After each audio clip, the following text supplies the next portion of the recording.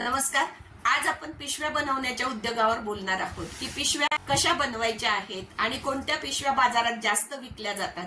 घरगुती स्वरूपात आपल्याला हा गृहोद्योग म्हणून करता येऊ शकतो का, याबद्दल आपण आज बोलणार आहोत.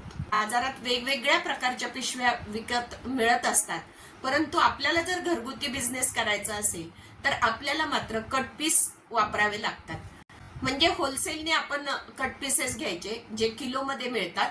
त्याच्यामधून तुम्ही जर पिशव्या केल्या तर त्या जास्त तुम्हाला परवडतात किंवा त्याच्यामध्ये जास्त तुम्हाला प्रॉफिट होतो. मग अशा ज्या पिशव्या आहेत त्या कमी जास्त लांबी रुंदीच्या करतायत, तर तुम्हाला पहिल्यांदा तर फोकस करायला लागेल की ही पिशवी आपण कशासाठी विकतोय. म्हणजे किराणा मालासाठी विकतो आहे की भाजी घेऊ शकता आहेत की नुसती छोटीशी मोबाईल साठी आपल्याला विकायची आहे.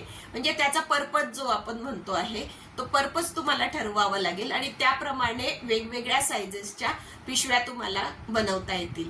आता फक्त एकच प्रकार असून चालत नाही, कारण ज्या वेळेला तुम्ही स्टॉल लावतात तुमच्याकडे विक्रीसाठी जर वेगवेगळ्या प्रकारच्या पिशव्या असल्या तरच कस्टमर तुमच्याकडून घेतो, कारण त्याला सुद्धा व्हरायटी पाहिजे असते. जर एखाद्या कस्टमरला 2 पिशव्या वेगवेगळ्या आवडल्या तर तो 2 प्रकारच्या पिशव्या घेऊ शकतो. तुमचे जास्त प्रॉडक्ट विक्रीसाठी तुमच्याकडे व्हरायटी पाहिजे आहे. स्टॉल वगैरे असतात तर किंवा ऑनलाईन मार्केटिंग करायचं असतं तर त्यावेळेला तुम्हाला वेगवेगळे प्रकार असे दाखवावे लागतात. तर कमीत कमी 5 ते 6 प्रकार तरी तुमच्याकडे अवेलेबल पाहिजे. याच्यामध्ये तुम्हाला कापडाच्या पिशव्या आहेत किंवा रेक्झिनच्या पिशव्या आहेत, त्या तुम्ही विकू शकतात. शक्यतो कापडाच्या पिशव्या ह्या जास्त विकल्या जातात आणि मग त्याच्यामध्ये कमी किमतीच्या जास्त किमतीच्या अशा पिशव्या तुम्ही विकू शकतात. बाजारात न्यायची जी पिशवी आहे ती फोल्डेबल. जनरली पुरुषांना जेव्हा त्या पिशव्या न्यायच्या असतात बाजारामध्ये त्यावेळेला त्यांना छोटीशी घडी झाली पाहिजे असं वाटतं आणि म्हणून छोट्या घडीच्या पिशव्या ह्या खूप जास्त विकल्या जातात. आणि मग त्याच्यामध्ये वेगवेगळे प्रकार आहे. काहींचं असं पर्स सारखं आता चित्रात दाखवलंय बघा, पर्स सारखं फोल्डिंग होतं. काहींचं मग त्याच्यामध्ये वेगवेगळ्या फळांचे आकार येतात, स्ट्रॉबेरी सारखा आकार येतो आणि त्याच्यातून उघडलं की पिशवी निघते.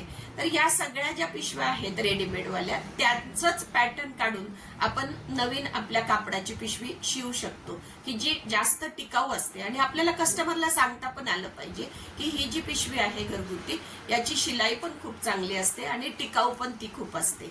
आणि मग अशा कापडाच्या तुम्हाला वेगवेगळ्या प्रकारच्या पिशव्या जर बनवल्या तर त्याचं ऑनलाईन मार्केटिंग करता येईल, सोशल मीडिया मार्केटिंग करता येईल किंवा तुम्हाला म्हणता येईल की प्लॅस्टिकला पर्याय म्हणून आम्ही या पिशव्या विकतो आहे. म्हणजे त्याची स्टोरी तुम्हाला सांगावं लागेल की आता ही पिशवी मी जवळपास मला वाटतं 10 वर्ष तरी झालेली आहे ही वापरते आहे. इतकं चांगलं कापड होतं ते आणि हे सगळं किलोमध्ये घेतलेलं कापड होतं त्या बाईंनी आणि तिने फक्त 10-10 रुपयाला या पिशव्या विकल्या होत्या त्यावेळेला आम्ही घेतल्या होत्या. तर अजून सुद्धा त्या टिकतात, त्यामुळे कस्टमर तुमच्याकडे सारखा येत राहतो. आणि त्या ज्या महिलेने ही शिवली त्या महिलेचा सुद्धा पुढे खूप मोठा बिझनेस झाला आणि ती आता वेगवेगळ्या प्रकारच्या पिशव्या शिवते.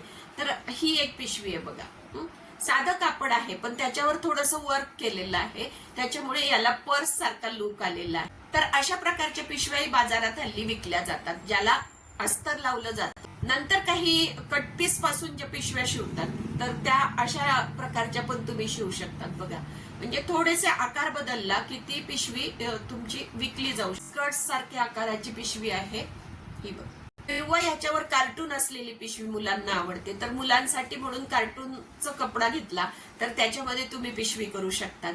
तर अशा प्रकारचं थोडंसं युक्तीने तुम्हाला पॅटर्न जरी तोच असला तरी कापड वेगवेगळं वापरून तुम्हाला त्याचा लुक आणता येतो. पहिले जे मी सांगितलं की तुम्ही तयार करून पिशव्या विकणार आहात आणि दुसरा बिझनेस असा आहे की त्यांच्याकडून कपडा घ्यायचा कस्टमर कडून आणि मग तुम्ही शिवून द्यायच्या.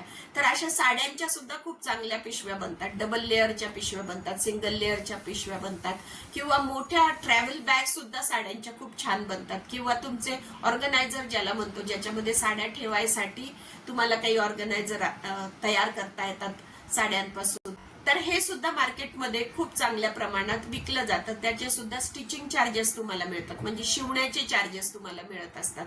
त्याच्यामुळे हा एक बिझनेस आहे. पॉकेटच्या म्हणजे खिसा असलेल्या पिशव्या असतात बघा, त्या विकल्या जातात किंवा 2-3 प्रकारचे खिसे असतात ते सुद्धा विकले जातात. किंवा हल्ली एक मोठी मार्केटची बॅग निघाली ज्याच्यामध्ये खूप सारे कप्पे असतात, ज्याच्यामध्ये वेगवेगळ्या वस्तू वेगवेगळ्या ठिकाणी तुम्हाला ठेवता येतात. मिरची एका ठिकाणी कांदे ठेवता येतात, एका ठिकाणी तुम्हाला कोथिंबीर ठेवताय, तर अशा प्रकारचं त्यांच्या मध्येच कंपार्टमेंट केलेले असतात, ते सुद्धा कस्टमरला आवडतात. तर अशा प्रकारचं थोडंसं इनोव्हेशन, वेगळेपण, किंवा हल्ली अजून छोट्या छोट्या तुकड्यांपासून रंगीत रंगीत पिशव्या तयार केल्या जातात, त्या सुद्धा कस्टमरला हल्ली आवडतात आणि त्या फॅशन म्हणून सुद्धा लोक वापरतात. त्याच्यामुळे छोटे जरी कपडे असतील, टेलरकडे उरलेले कपडे असतील, तर ते सुद्धा तुम्ही एकसंध केले आणि त्याचं मोठं कापड तयार करून त्याच्या वेगवेगळ्या प्रकारच्या पिशव्या शिवल्या, तर त्या तुमच्या विकल्या जाऊ शकतात. तर अशा प्रकारे आपण आपली कल्पनाशक्ती वापरून खूप छान छान पिशव्या तयार करू शकतो आणि विकू शकतो. आणि जर ह्या पिशव्या टिकाऊ असतील तर नक्की तुमच्या विकल्या जातात. कॅरी बॅग ऐवजी सॅरी बॅग घ्या असं सुद्धा तुम्ही म्हणू शकतात. म्हणजे पातळ जरी पिशवी असेल तरी सुद्धा तुम्ही ती कमी किमतीमध्ये विका. आणि तुम्ही ही जर कापडी पिशवी वापरली तर तुम्ही पर्यावरणाला सुद्धा मदत करता आहात, आणि म्हणून तुम्ही कापडी पिशवी वापरली पाहिजे असं आपण निक्षून सांगितलं पाहिजे. आणि जुन्या कपड्याच्या किंवा जुन्या साडीच्या पिशव्या वापरायला अजिबात लाजता कामा नये, कारण तो एक अपसायकलिंग प्रोजेक्ट म्हणून आपण आणतो आहे, ज्यात आपण म्हणतो आहे की कापडाचा आम्ही जास्तीत जास्त उपयोग करतो आहे आणि ह्या खूप जास्त धावणाऱ्या जगामध्ये किंवा खूप जास्त धावणाऱ्या फॅशनसाठी आम्ही थोडीशी स्लो फॅशन आता करत आहोत, हे सांगण्यासाठी आम्ही हा उपक्रम करतो आहे. म्हणून जर तुम्ही वेगवेगळ्या प्रकारच्या पिशव्या विकायला सुरुवात केल्या तर नक्कीच तुम्हाला बल्क ऑर्डर पण मिळू शकतात आणि वेगवेगळ्या संस्थांकडून सुद्धा तुम्हाला ऑर्डर मिळू शकतात. तर कसा वाटला आजचा व्हिडिओ ते तुम्ही मला नक्की सांगा कमेंटमध्ये, आणि आपल्या सत्कर्म चॅनलला सबस्क्राईब करा. धन्यवाद.